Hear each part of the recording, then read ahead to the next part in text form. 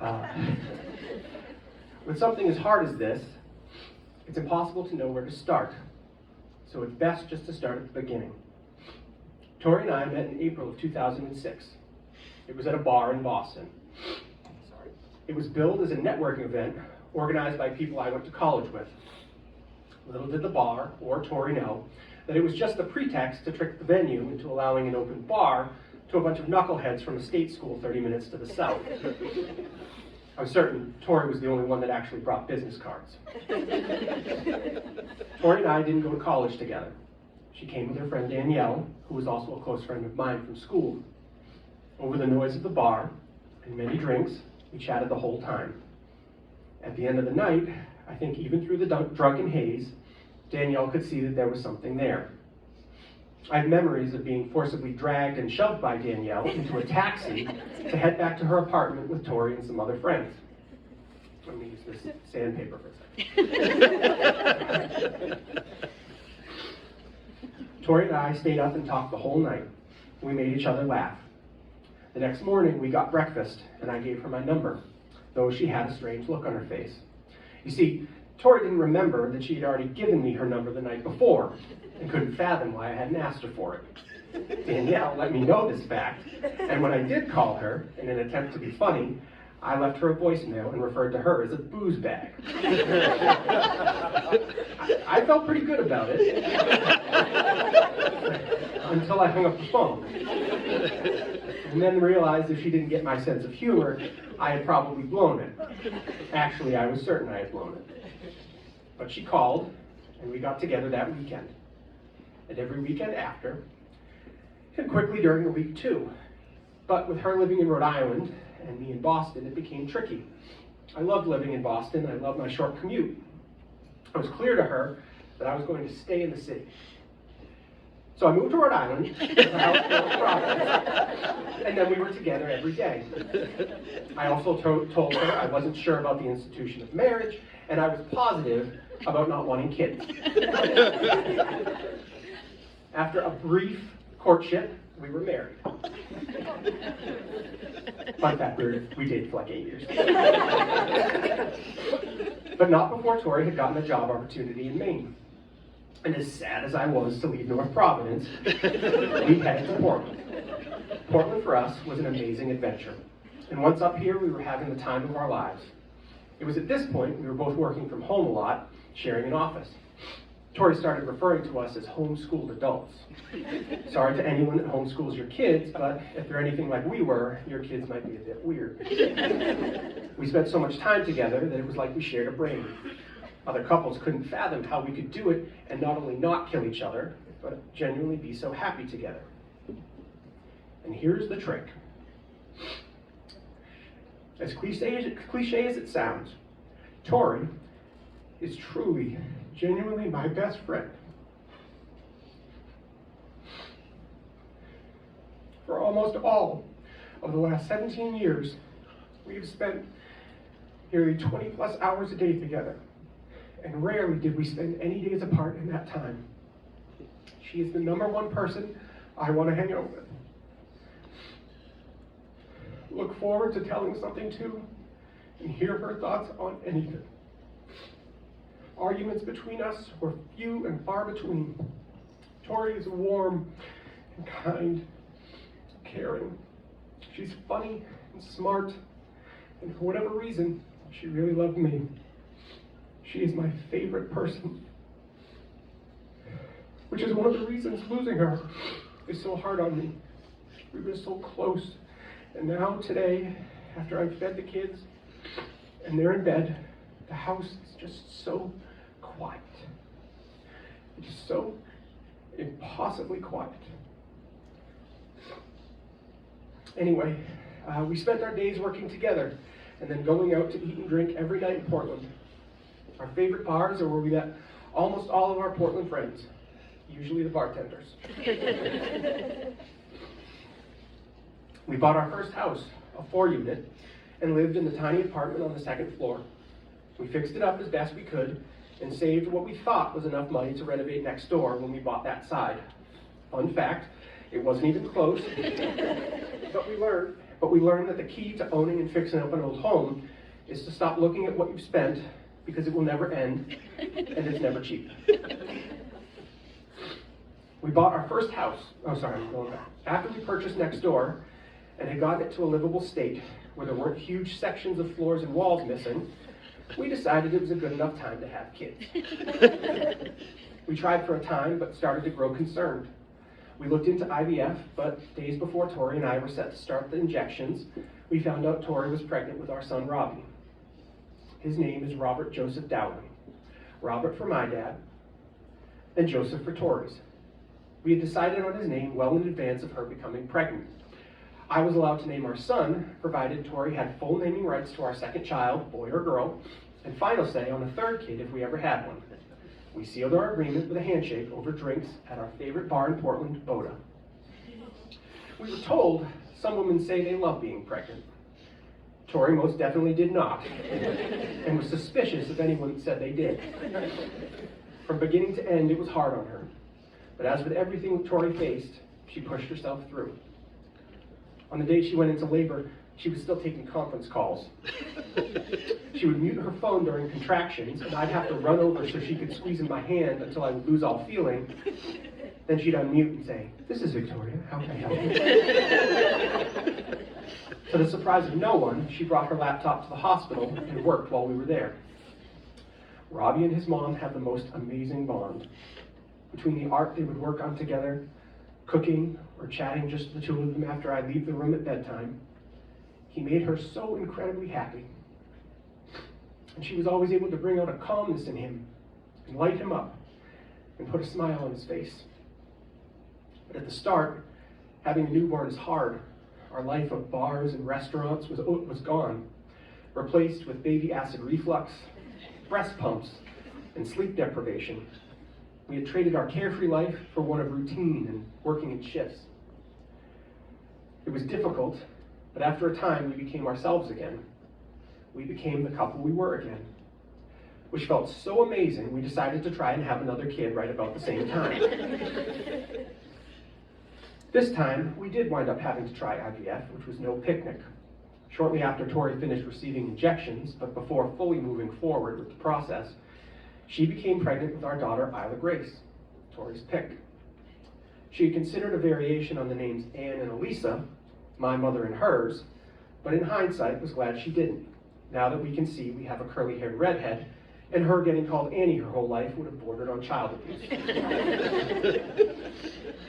If Robbie is the cautious thinker whose laugh you have to earn, Isla Grace is the confident, boisterous bundle of joy who wants to laugh at literally anything. And she could always make her mom laugh too, even on the toughest of days. Her warmth and desire to try to always make mom feel better comes directly from her mom's caring spirit. Tori loved our kids fiercely. She fought not just to stay here and be there for them, but she fought the fatigue that comes with cancer so she could do things with them. And so, until the very end, her sickness was something that existed on the periphery for them. She is such a wonderful mother. She always wanted to do as much as she could for them. To that end, whether you knew Tori professionally or personally, I'm sure you are aware of how much she was a planner and overachiever, and how she liked to get things done quickly. She had to-do lists for everything. If a normal day could accommodate 20 things, her list would have 100. And even when she'd managed to get through 95 of them, she'd still be disappointed because she didn't get to those last 5 things, or the additional 5 secret goals that she didn't say out loud. On the day we were told by her oncologist a couple of months ago, they were concerned she didn't have much time left. And it was one of the most aggressive and chemo-resistant cancers they'd seen. In a moment alone in the doctor's office, she looked at me and said, "See, I did in 15 months what it takes the average cancer patient 3 years at least." When she got sick, and on any of the days where we got bad news, and there were a lot of those days, we would take the hit, we would grieve together, and the next day, it was all about strategizing our next move, never about giving up. She was meticulous in her research, what she was taking, how she was doing. She kept a pulse oximeter and blood pressure cuff in her purse, and we checked them constantly. We tried diets, supplements, researching trials, and tracking symptoms. She created Facebook groups for women to connect with each other and talk about test results and share any news, good or bad. She made pen pals over text with women like her fighting breast cancer that have young kids. And they would reach out to each other every day to see how they were doing and to lift each other up. She never stopped looking ahead, and she never stopped fighting. The day before she passed, she told her mother that she was going to make it to her cousin Sarah's wedding on Block Island in Rhode Island. Now, keep in mind that 2 days before this, she couldn't walk. I was helping her to sit up, picking her up to stand, but she was fighting. She was determined to get her strength back. She was using weights for her arms. She was working on getting up on her own, doing laps around the dining room table. She just knew she could do it and was improving every day. The day she passed, she was more capable and mobile than she had been in almost 2 weeks. Also, keep in mind, she said this on May 7th. Sarah's wedding isn't years or even months away. Sarah's wedding is Memorial Day weekend on an island 3 states away that you have to take a ferry to get to. At least she had reasonable expectations, though. She conceded it wasn't practical that she would make it to the ceremony or even the reception, but she wanted to be at the house on the island to be with the family. There were big plans and small plans. She wanted to make it to see the finale of the show Ted Lasso. In the show, there's a sign in the locker room that just says, "Believe." She bought a copy and hung it in the back staircase where her chairlift was. She would tap it every time she'd go up or down, and she'd play the series on repeat in her earphones every night to go to sleep. You see, someone like Tori can't just turn her brain off, and that was true even before cancer. According to her, she liked that the show was positive, and there wasn't a lot of yelling. It was a lot better than what she used to listen to go to sleep years ago, which were those I Survived Murder Serial Killer shows on Discovery ID. She'd be snoozing away while I'd shoot up out of bed hearing blood-curdling screams, only to realize they were coming out of her earbuds. She had plans for what she was going to do for work after she beat this, and it was definitely not going back to writing loans. She'd had enough crazy realtors, micromanaging referring loan officers, customers who would quit their jobs and buy a brand new car 45 days into the loan application, and contractors whose idea of an itemized bid was one line item that just read bathroom, $15K for one lifetime. She was going to become a Disney travel agent. Not because she wanted to help people go on vacation, but because Disney travel agents get fat discounts when they themselves go to Disney. She was going to plan another trip for us this winter. She also wanted to become an advocate for women battling the kind of breast cancer she had, triple negative. There were so many things we would have done differently or sooner or just known about. She wanted to take all of that Monday morning quarterbacking and turn it into something for other women diagnosed with triple negative that they could find on that worst day of their lives when they inevitably enter their diagnosis into Google. And she was practical in so many ways. Fairly early on, we knew what we were up against. I'm pretty sure from the day she was diagnosed, she was trying to marry me off, and mentioned it almost every week thereafter. While she continued to always move forward, she never allowed that to distract her from the reality that the odds were against us. For years now, we've been telling our son, who would consistently give up at the first sign of resistance to things, we can do hard things. And Tori and I started saying this to each other. Cancer is strange. You get it, and so many people say to you, "You got this, keep fighting." But the drugs are going to do what they're going to do, or not do. The fight isn't necessarily beating cancer, which is out of your hands. The fight is in facing your fear with grace, being present as much as you can be for your kids, keeping your head above water when the waves are crashing over you. We can do hard things. The love for me and her kids, her overachieving nature and determination, her practicality, and her willingness to do hard things culminated in the project she took on and we finished a week before she passed. She wrote a letter to each of our kids, one one for every birthday from now until they turn 18. A letter for if they get married. A letter if they have children. And a letter if they buy a house of their own. And with each of these letters comes a gift that she selected or made herself especially for them. Lockets when they turn 5 with pictures of her with them. A leather bracelet with a message stamped in Morse code for our son when he turns 16. Mom's favorite jewelry when Isla turns 9. Old school iPods that have all of her illegally downloaded songs from college, along with a playlist on each one, customized just for them when they turn 13. And books. So many books they'll receive throughout the years that she loved. At the end of April, she was really struggling, and she was concerned that she would pass while we were in Boston for the clinical trial that started May 1st. So we had to finish the gifts and letters before we left Maine on Sunday the 30th. That meant Friday and Saturday were marathon days. Days that would be emotionally and physically taxing on anyone, let alone a late stage cancer patient. But we got it done. Her finishing drafts and having me run upstairs to print them, stuffing the envelope, confirming we had the present to go with the letter, and moving on to the next. At the end of the second day, there were only 2 gifts left. A painting for each of them to hang in their new homes whenever they purchase one. Every morning, during the time Tori was still well enough to get up on her own, my son would come into our room and take her to our deck to see the sunrise. And he'd make her take a picture of it, and they would talk about it. They'd spend time out there, just the 2 of them, before the TV went on, or his sister woke up, or the day began. Tori's always been a wonderful painter, and her plan was to paint 2 of the favorite sunrise pictures they'd taken. The day was getting late, and she had me running up and down all over the house, bringing her her paint, her brushes, and her easel. She wasn't able to stand, and she was using a walker wheelchair we had at the house. She was in so much pain. She was trying so hard, but I had to stop her. We both cried, and she was so disappointed that she didn't finish.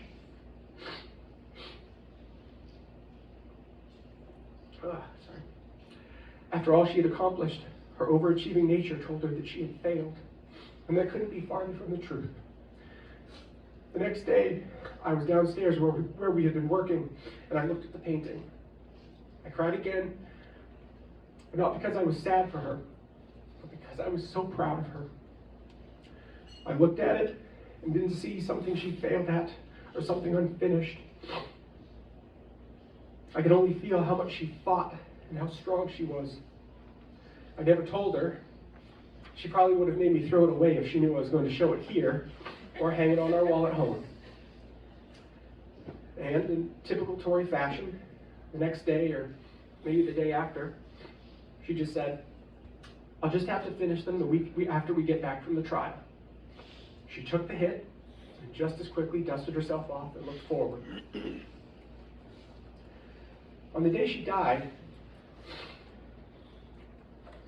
we were together in the hospital for almost 12 hours. She was unconscious very early on. I held her hand the whole time. And while I was sure I must have told her hundreds of times that day how much I loved her, and the kids loved her, and how we'd be okay, and how if she needed to rest, it was okay. I also made sure to tell her over and over how much I was proud of her. My wife is so amazing, and it bears repeating that she is my very best friend. I know and believe that one day things will be better, and that the only thing I will feel when I think of her is joy. It needs to be said that for now, the chasm of her not being with me only continues to grow.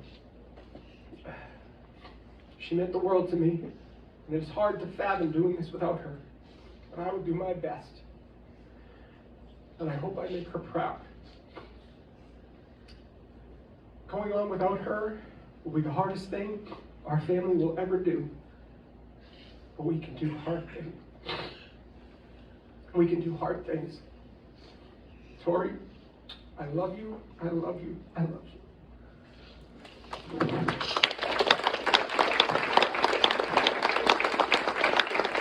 All of these things are hard.